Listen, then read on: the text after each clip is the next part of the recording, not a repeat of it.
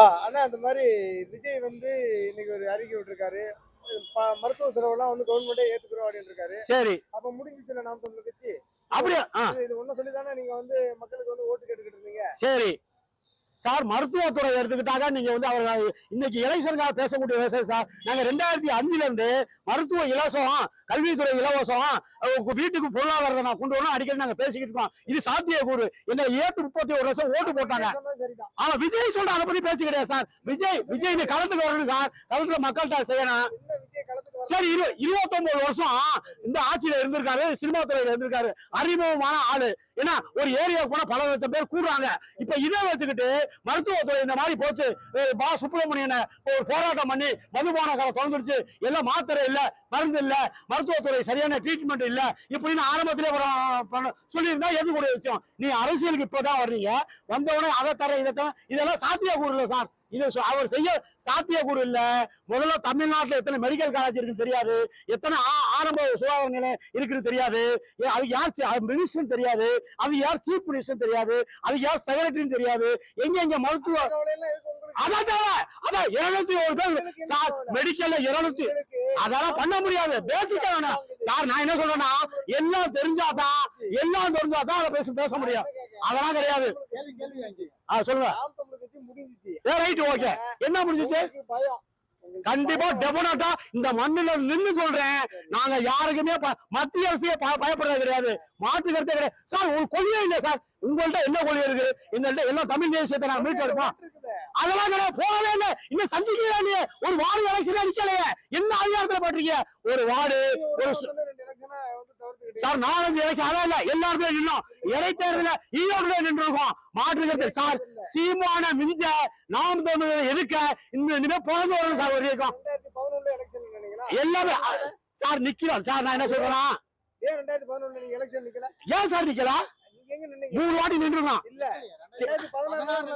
Sir. பேசிக்கலா first எலெக்ஷனுக்கு வர்ற முன்னால சமூக சிந்தனை பேச ஆரம்பிச்சிச்சு. இலங்கையை பத்தியே பேசிட்டு வந்து கட்டமைப்பு வந்துகிட்டே இருக்குது.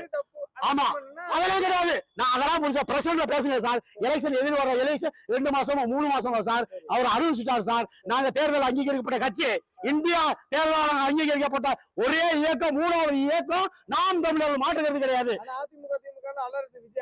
அதெல்லாம் எங்கேயோ ஓடி போடுவாங்க. டெபாசிட் இருக்காது எங்களுக்கு வந்து சார். போட்டியாளர் நான் யாரையும் போட்டியாளர் நினைக்கிறேன். எங்களுக்கு மக்கள் செல்வாக்கு இருக்கு, மக்கள் எங்க நம்புறாங்க.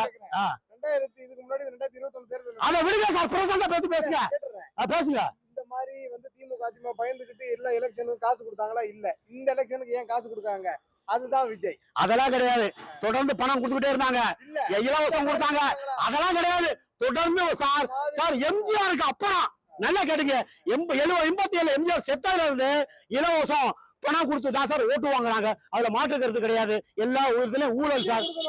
ஓட்டு காசு இல்ல. அப்ப நீங்க வந்து உங்களுக்கு என்னன்னா, நீ கூட்டணி கூட்டு பாத்தீங்க, சரி, விஜய் வரல, சரி, உங்களுக்கு இதனால ஒண்ணும் பண்ண முடியாத ஆகி போயிருச்சு, சரி, அதனால சீமான் தம்பிகள் பிதற்றுகிறார்கள். கரெக்டான பாயிண்ட். அதாவது ஏற்கனவே பல லட்சம் கோடி 2000 கோடி சொத்து மதிப்பு விஜய் கிட்ட இருக்கு. யாருக்கும் ஒரு டீ வாங்கி கொடுத்தது இல்ல. அவங்களோட பணியாற்றிய சினிமா துறையில தொடர்ந்து ஃபாலோ பண்ணவங்களுக்கு ஒரு டீ வாங்கி கொடுக்கணும். அந்த அம்மா ரிப்போர்ட் கொடுக்குது. நீ பொதுச்சேவைக்கு வந்து என்ன பண்ண போற? நான் கேட்ட கேள்வி பதில் நான் நம்ப சார். நீ வந்து செய்யல தேவையில்லை. இது ட்ரைனிங் கிடையாது, இது ட்ரைனிங் சென்டர் கிடையாது. இது அரசியல், சமூக சிந்தனை இருக்கணும், சமூக சேவை இருக்கணும். அப்பதான் சார் இது நடிப்புக்காக வரும் சார். தனிப்பட்ட விஷயம் பேசுறோம். அவங்க ரிப்போர்ட் கொடுக்குறாங்கன்னா அது அவங்க குடும்பத்துல நடக்கிறது. அதெல்லாம் பேசல. நான் குடும்பத்துக்கே வரல. அதை பத்தி பேசக்கூடாது, தப்பு. அது சமூக ஆர்வலரு, ஒரு நியாயமான ஆளு, சிந்தனையாளர்னா குடும்பத்தை பத்தி நம்ம பேசக்கூடாது. அது வந்து தேவையான வேறு. அவங்க குடும்பத்துல 1000 இருக்கும். இந்த ஏன்னா ஒவ்வொரு அரசியல்வாதியும் அவங்க இல்லையா நமக்கு தேவை கிடையாது. அரசியலுக்கு வந்திருக்காரு, இதை செய்யறேன், இதை பண்றேன்னு ஆரம்பத்திலே அவருக்கு பெரிய கட்டமைப்பு. நாங்க எப்படி கொடுப்போம்? நாங்க தொடர்ந்து 15 வருஷம் கலந்து நிற்கிறோமே. இது என்ன இட்லியா தோசையா? இதை முழுக்கா தூக்கி கொடுக்கறதுக்கு டபனாட்டா இன்னைக்கு சொல்றேன். அட்ரஸ் இந்த எலெக்ஷனோட துண்டை காணோம், துணியை காணோம்னு விஜய் தனது சினிமா துறைக்கு போயிடுவாரு. அதுல நான் இல்ல, அதெல்லாம் கிடையாது. அதனால அவர்கிட்ட இருக்கிற எல்லா எங்க இயக்கத்துக்கு வந்துருவேன். ஏன்னா கொள்கை எல்லாம் 4க்கு நாள் பெருகுது சார். சப்போர்ட் நாம் தமிழருக்கு 4க்கு நாள் சப்போர்ட் ஆகுது. வாக்கு கண்டிப்பா போடுவாங்க. அதெல்லாம் கிடையாது. வாக்கு கண்டிப்பா போடுவாங்க. உங்கள்கிட்ட யார் வாக்காளர் இருக்கா? இல்ல சிங்கப்பூர் விசிலத்தா குஞ்சுதா 1974 இந்த ஒரு படத்திலே ஒரு பாடல் வரி வந்திருக்கு. நம்ம அவங்க எல்லாம் நம்ம தமிழர்கள் விஜயை பத்தி தான் பேச வேண்டிய வேலை. சரி சரி சார், நீங்க சொன்னது சரி சார். கூட்டணி நான் ஒரு விரல் போச்சு, நாட்டுல லஞ்ச லாவணி அதிகமா போச்சு, கருப்பளிப்பு ஆகி போச்சு, எதுவுமே சரியா இல்ல, எனக்கு எதிரி திராவிட முன்னேற்ற கழகம் தானே நீங்க சொல்றீங்கல்ல. உன் பையன் போய் ஸ்டாலினை சந்திக்கக்கூடிய காலம் என்ன? நீங்க எதுக்குறீங்க? அப்ப அவர் கொள்கை இதனால தொடர்ந்து வாய்ஸ் கொடுத்துட்டு வந்திருக்கலாம். இந்த தொடர்ந்து சினிபீட்ல நீங்க விஜய் வந்தீங்கல்ல, அது தப்பு. நீ நேத்துக்கு வந்து இன்னைக்கு வந்துட்டு பெரிய ஆள் சொல்லக்கூடாது. அரே சார், திரைக்கு சார் திரை ஆமா சரியான பாயிண்ட். செந்தமிழ் சீமான் சினிமா துறையில தான் இருந்தார் சார். கேளுங்க, அதெல்லாம் கேட்டுக்கிட்டு வாங்க சார். சினிமா நடிச்சு ஈழத்தமிழர் பிரச்சனைக்கு அப்புறம் தான் மக்கள் பாதிக்கப்படுறாங்க, சிந்தனையை பேசக்கூடாது சார். யாருமே அடிச்சாதான் சார் பேசுவாங்க சார். யாரையுமே அடிச்சாதான் எதிர்த்து என்ன சார்? அப்ப அவங்க அவர் அரசியல் சமூக சிந்தனைக்கு வரல சார், வரல. வந்தவங்க கேட்கிறாரு, பேனாவை வைக்காத, நீ அவங்க பரந்தூர்ல விமானம் தளம் கட்டாத, இதெல்லாம் நாங்க சொல்றோம் சார். பீச்சில இடிப்போம், அது 2ஆம் கட்ட பிரச்சனை சார். நாங்க விஜய் வந்து ஒரு பொருட்டா நினைக்கல. அவர் வரட்டும், அவர் தலைமை இருந்தா ஜெயிக்கட்டும். விஜய் கிட்ட இருக்க தொண்டர்லாம் எங்க தமிழர்கள் கடப்பனோட கிடையாது. பயந்து சீமா ஆளுகளே கிடையாது.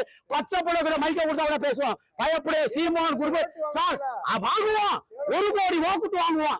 அதுல மாற்றுகிறது கிடையாது. 25% எப்போ வாங்குவோம். உங்களால டிவிக்கே ஒரு ஓட்டு அதிகமா வாங்க முடியுமா? சரியான பாயிண்ட்.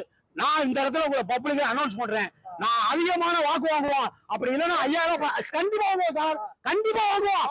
வாங்கலாம், 5000 தரேன் உங்களுக்கு, மாற்றுப்பட்டே கிடையாது. 5000 தரேன் இந்த ஊடகத்துக்கு. இந்த இடத்துல சத்தியமா சொல்றேன், சென்னையில அப்படி வாங்கலன்னா நான் 5000 தரேன். நீங்க என்ன காசு தர வேண்டாம். எங்க இயக்கத்துக்கு நீங்க சப்போர்ட் பண்ணா போதும். நாங்க எங்களுக்கு அந்த வேணாம். எங்களுக்கு பெண்கள் செல்வாக்கு இருக்கு, கிராமங்கள் செல்வாக்கு இருக்கு, எல்லா செல்வாக்கு இருக்கு. மாற்று கருத்தே கிடையாது.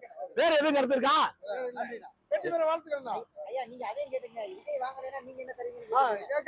சொல்லுங்க. விஜய் வாங்கலாம் 10,000 ரூபாய் தர்றேன். எனக்கு காசு வேண்டாம். சீமானாலும் காசு வாங்க மாட்டான். வேண்டாம், நான் தரையா, நான் எனக்கு காசு வேண்டாம். நான் சொந்த அதெல்லாம் வேண்டவே வேண்டாம்.